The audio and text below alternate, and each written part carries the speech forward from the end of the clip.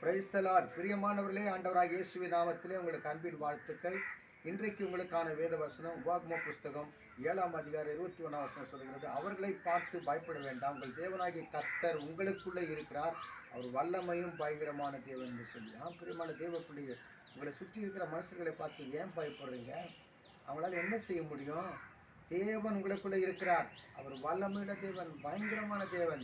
அவர் உங்களுக்காக எல்லாவற்றையும் செய்வார். நீங்கள் யாரையும் பார்த்து பயப்பட வேண்டிய அவசியம் இல்லை. பிரியமான தேவனுடைய பிள்ளைய, அவங்க இப்படி பண்ணுறாங்க, இவங்க இப்படி பண்ணுறாங்க, பயப்படுறீங்களா?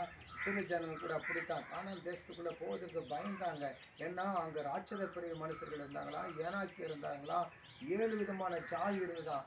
ஆகவே அவர்கள் பயந்தார்கள். பிரியமானவர்களே, தேவன் எந்த ஏனாக்கியர் 7 விதமான ஜாதிகள் வாழ்ந்து கொண்டுதான் அதே தேசத்து தேவன் அவர்களுக்கு சுதந்திரமாக கர்த்தர் கொடுத்தார்.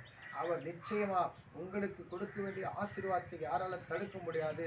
நிச்சயமா உங்களுக்கு எல்லாவற்றையுமே அவர் செய்ய வல்லவராக இருக்கிறார். நீங்கள் எந்த மனுஷனை பார்த்து பயப்படாதீங்க. பயப்படுவதனால எதையும் சாதிக்க முடியாது. நீங்கள் தைரியமாக இருந்தால் தேவன் எங்களோடு இருக்கிறார் என்ற விசுவாசம் கூட இருந்ததுன்னா எல்லாத்தையுமே நீங்கள் சாதிப்பீங்க.